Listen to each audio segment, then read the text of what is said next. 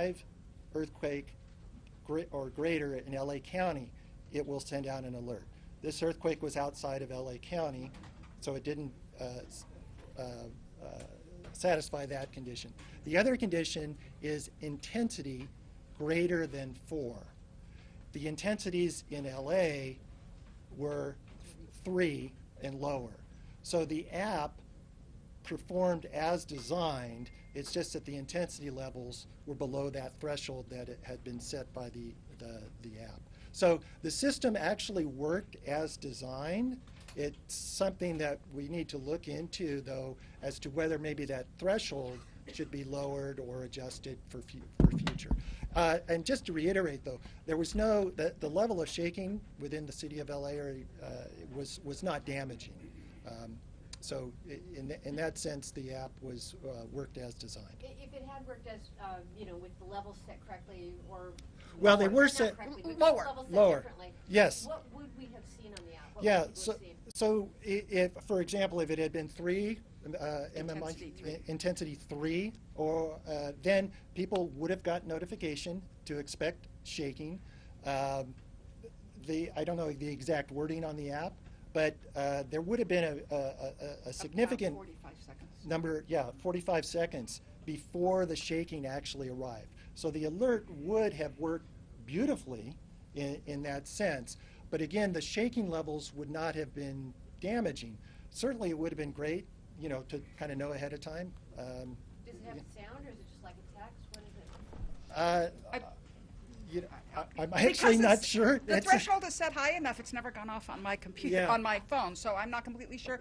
I think they may be using something, well, they were going to be using a chiming alert that's used in Japan, but there was some, I'm not sure which one they ended up using.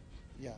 And So, I'm guessing the issue to not lower the levels is simply because you don't want to start getting so many alerts that people don't pay attention when they get them. right, and this is something that's actually been studied. Explain that, for people who didn't hear that question. Okay, so just to repeat, the question was, the reason why potentially that the alert level isn't set lower is so that you don't have a large number of alerts with minimal shaking.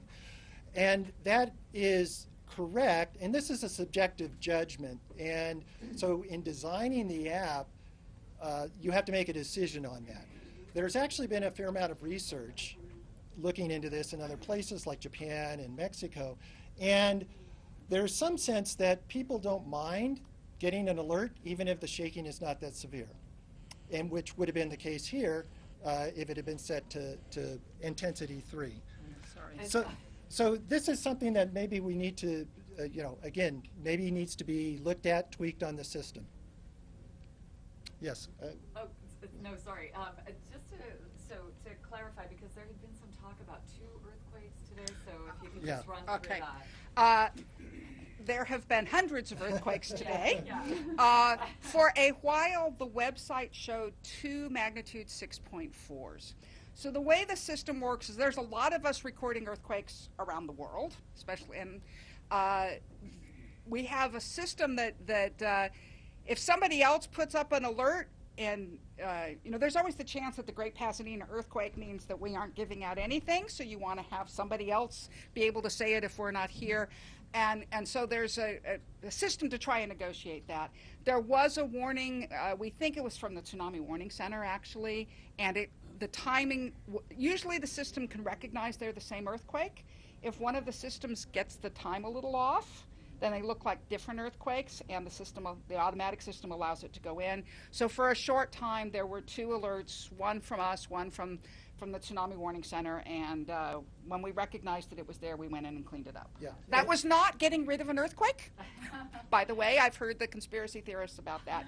It's just that we cleaned it up. Right, and just to clarify, additionally, we had been just talking about 2 faults and so forth. Right. That's still the case. That's not this two right. earthquake issue. Does the second fault have a name? We got Little Lake. We're not until we get a geologist on the ground. Yeah. Occasionally there are reports about faults that we did not know about. We know a lot of faults in this area. I mean, just if you look again at the picture, somehow Which disappeared. Which just disappeared on us. If we could maybe just reload the page, I would guess. But look up in that area. There's lots of little marks on it's one of the areas with a dense distribution of mapped faults. So before I'm going to talk about an unknown fault, I need a geologist to say, how does this line up with the ones we know about? Is it relevant that there are? Not to us. People, I think it's a psychological issue. If it's an unknown fault, my God, then we didn't know, and makes it scarier. The reality is we have a lot of little faults that never get names because they're too small until you get an earthquake. Yeah, we've lost our earthquakes. Was this one particularly strong for that area? This earthquake is the largest in the Little Lake area in the last century.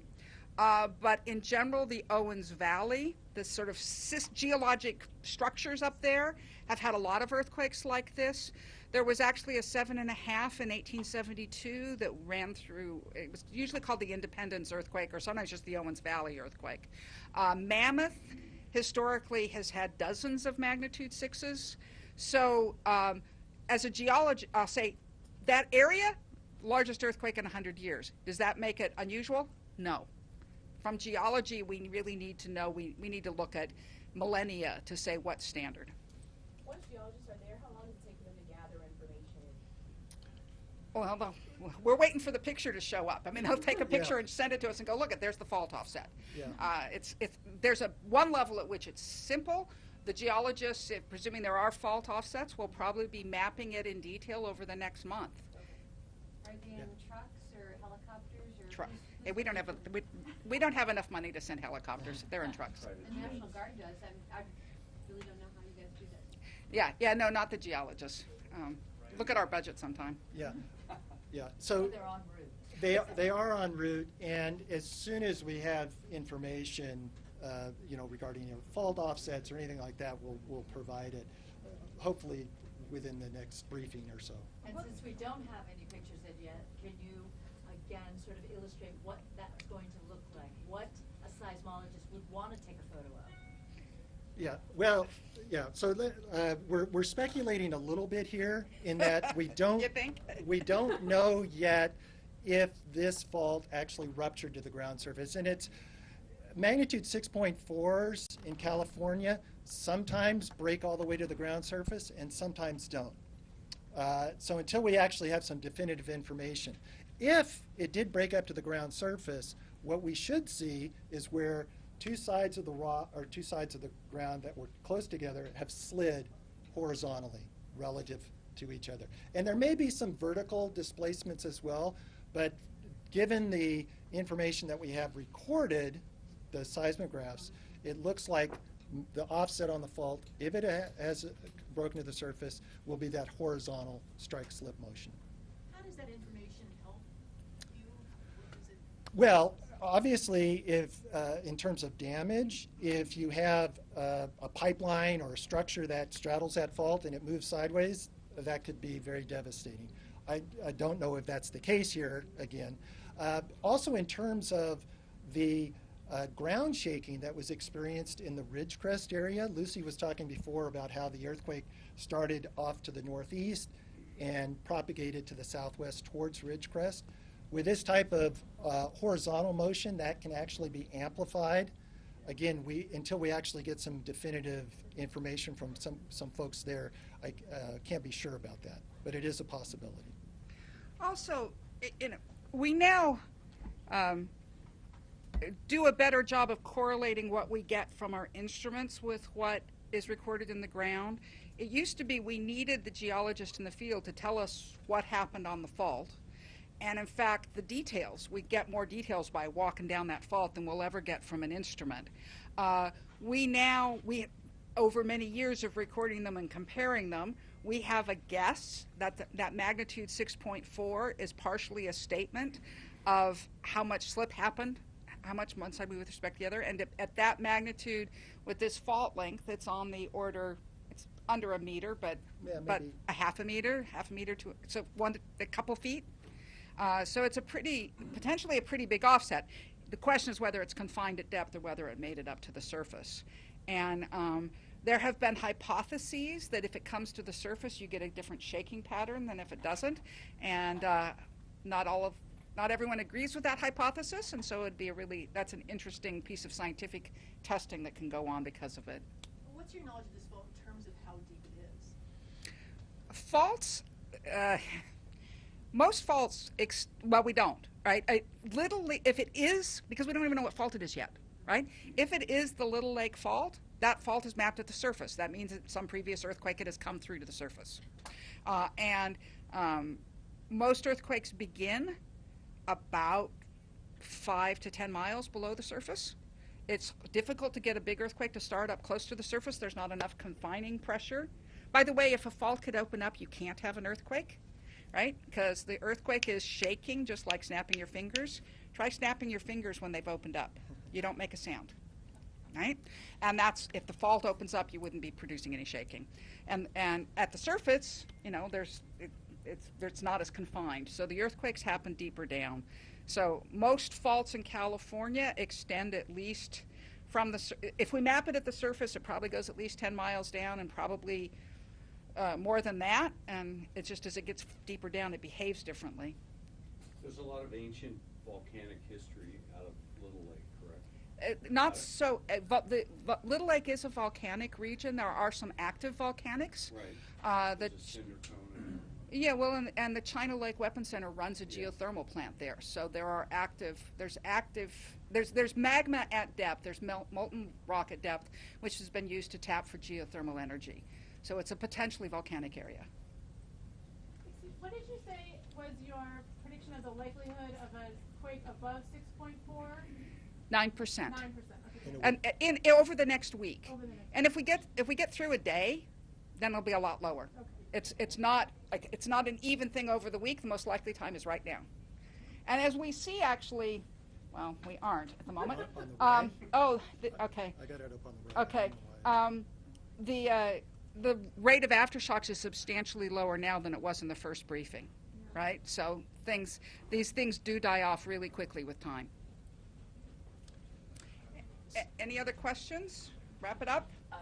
Thank you. Back at 1:30 or 2? Let's at 2 o'clock at this Yeah. point. We'll come back and see if we have some more information. Just super quickly, sorry. You mentioned the China Lake Naval Weapons Station, and you've been saying damage is probably highest in the Ridgecrest and China Lake area. Are you hearing of any damage at that Naval Weapons Station? Remember, damage does not get reported to us. Right. We had a phone call with OES, who the only thing they told us was about structure fires in Ridgecrest. Okay, and I heard about a water main break in San Bernardino. Any idea if that's related? That's pathetic. It could be. Improbable, but it must have, if it did, it was already in bad shape. Yeah, well, San Bernardino, it's old. No, yeah, no. Yeah. Same here. See you at 2 o'clock. Okay, so 2 o'clock. Thanks. and- Thank you so much. Thank you. Spanish speaker, please? Okay, Joanne? Yeah, she's still over there, but, Okay. as a courtesy, it's better to have her. Yeah, let's Okay, move maybe- those of us out who aren't Spanish speaking. Much appreciated. Okay, sure. Yes, I believe so, but where did you go? Yeah, she's in the back with, Okay, I'll send. tráela para acá, tráela para acá, tráela para acá. We're not switching. Is Joanne?